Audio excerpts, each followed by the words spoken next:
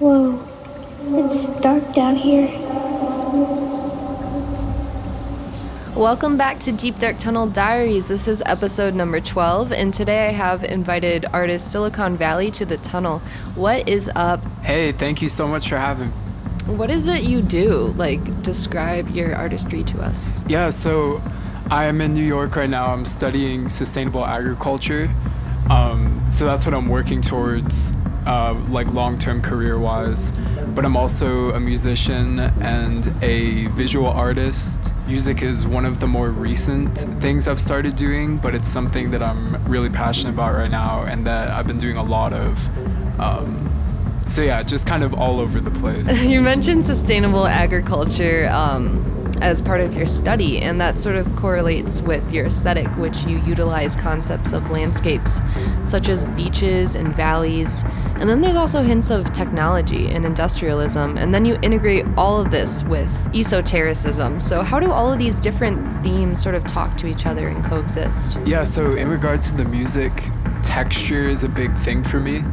I'm from Naples, Florida, and in this area we have these super beautiful beaches, but you drive a few minutes away from the beach and all of a sudden you're in this warehouse, concrete plant environment. And the textures in these two different places are so different, but they're both beautiful in their own ways. And I guess subconsciously they've just kind of stuck with me, and they come up a lot in my music and art and even my work at school.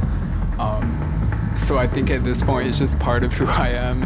I also grew up, my mom was a singer at church, and so I would always be sitting in church listening to these hymns and these choirs and just these people gathering, singing about this thing that no one knows what it is, just singing about this figure that holds so much power. And I think that's something that's kind of subconsciously stuck with me too, and it comes out in a lot of my music.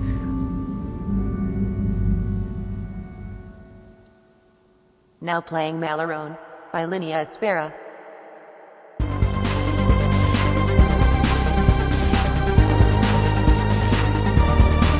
I would say the first song that I've been listening to a lot is a song called Malarone by Linnea Aspera, and they're a really sick group, I think from Berlin, but they kind of make, I don't know if I'd call it dark wave, but it's definitely electronic that kind of plays off of some old 80s, kind of 80s dance pop tropes, and I think it's really sick.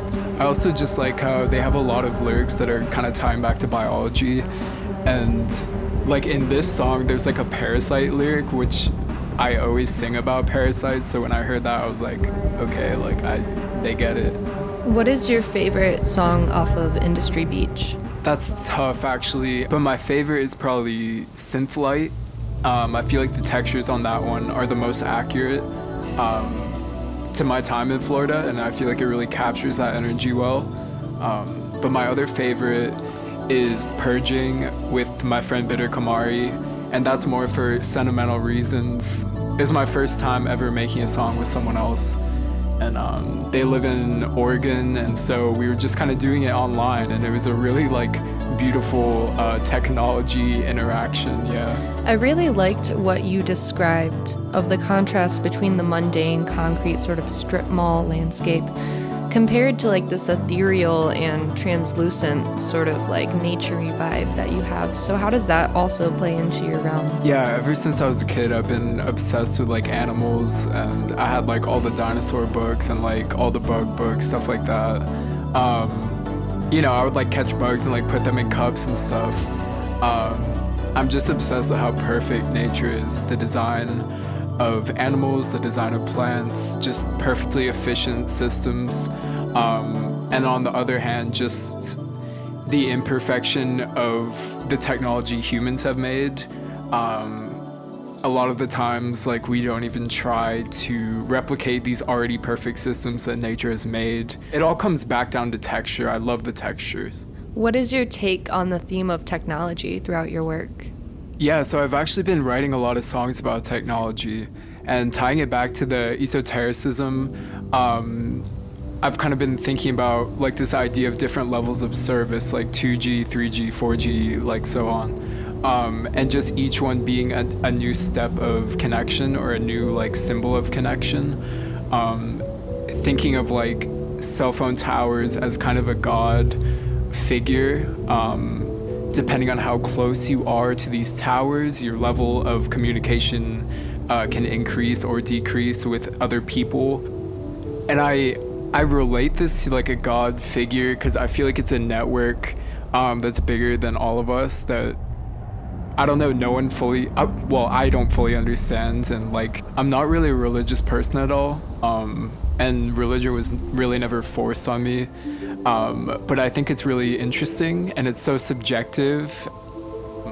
I'm just really fascinated by the group rituals that surround religion and trying to make my own version of these like ritual songs about technology. And yeah. Just going off of a different ledge, how do you think communication is going to improve with the improvements in technology and especially the introduction of Web3? Yeah, so I might not have the most intelligent take on this just because I haven't done too much research, but like we were talking about earlier, projects like Decentraland and Sandbox, from what you're describing, they sound really exciting for artists and creators especially, because it's putting a different value on the work and creating spaces out of nothing, like creating music venues online. And I think that right now it's kind of hard to picture the potential of these just because it's something that's never really been explored before. But it's really cool because it's democratizing like owning a venue or owning a gallery. Everyone's going to be able to do it, and I think that's really exciting. And it's hard to see the full potential of that because, you know, like all the monkey NFTs and stuff like that kind of puts me off. But yeah, there's a lot of exciting things that are going to happen. That's really important with being able to have more outlets to present your work to people so it's more accessible. And you've done work with Seventh Layer or Ascend Network, which is a network for virtual performers, DJs, and artists to sort of like conjugate. So can you tell us a little bit more about that and like your experience with streaming? Yeah, for sure. I'm super thankful that Seventh Layer like hit me up about performing. And when I first heard from them, I was like, okay, like where's the venue? Where are we gonna meet? And then I kind of figured out, well, I was told that it was gonna be virtual. And so David helped me set up OBS, which is a really, really exciting thing. OBS is crazy. The fact that you can like make your own stage with just your laptop and like, I don't know, it's crazy. And I had a lot of fun like making my my set because I had the jellyfish swimming over me, and then I just wrote some like psycho thoughts at the bottom that were kind of scrolling as I performed. And I think that that's a really exciting thing for musicians, and I don't know, for anyone, for people who make movies or art or whatever, it's exciting. And in a lot of ways, I think there's actually more potential for world building and like immersive experiences through streaming a concert or something rather than performing at like a club or a venue or something. Because you have that extra layer of like personalization and also more opportunities to kind of set up the space exactly how you envisioned it. Like I'm dying to like play live shows too, but I'm really excited to see where the whole like streaming concerts go, just because of how crazy you can get with it. I know I've barely like scratched the surface of that, but it's really interesting. Where can we find you on social media? Yeah, so my Instagram for my music is Silicone, and then 3 underscores and then Valley. That's really the only social media I use right now. I don't have like a Twitter or anything like that. But also just on Apple Music and Spotify, it's just Silicone Valley. And like silicone with the E at the end instead of like Silicon Valley. I know that's something that like confuses people. But yeah, that's where you can find me. Before we go, can you tell us a little bit about your song Chamber Unlocked, which will be premiering. Oh yeah, of course. So I was painting with my watercolors, and I was drawing this figure holding like a huge lock, like a heart-shaped lock, and then he was like putting this giant key inside of it. And while I was painting, I just kind of like had some lyric ideas. And so I put the painting away or whatever, I finished it, and then I like hopped on Logic. It was just cool because I wasn't thinking about it, but I ended up making an instrumental that I really loved. And I had like these dungeon ambient samples in there, and I had like the medieval key rattling. And so I just decided to like put the lyrics I was thinking of while I was painting on there, and I ended up really liking it, and I kind of found a new sound that I wanted to go for in making that. And that's how most of my songs happen, just sitting down and doing it. I really don't ever have certain melodies in my head that I'm trying to create once I sit down. I just kind of count on it coming to me. Where can we find you on social media? Yeah, so my Instagram for my music is Silicone, and then 3 underscores and then Valley. That's really the only social media I use right now. I don't have like a Twitter or anything like that. But also just on Apple Music and Spotify, it's just Silicone Valley. And like silicone with the E at the end instead of like Silicon Valley. I know that's something that like confuses people. But yeah, that's where you could find me. This is Chamber Unlocked by Silicone Valley.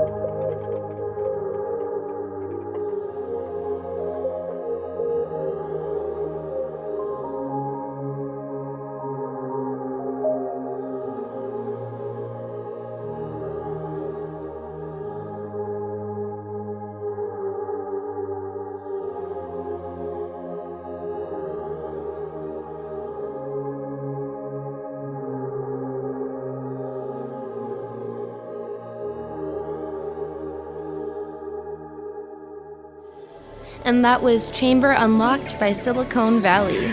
You can listen to them where all music is streamable.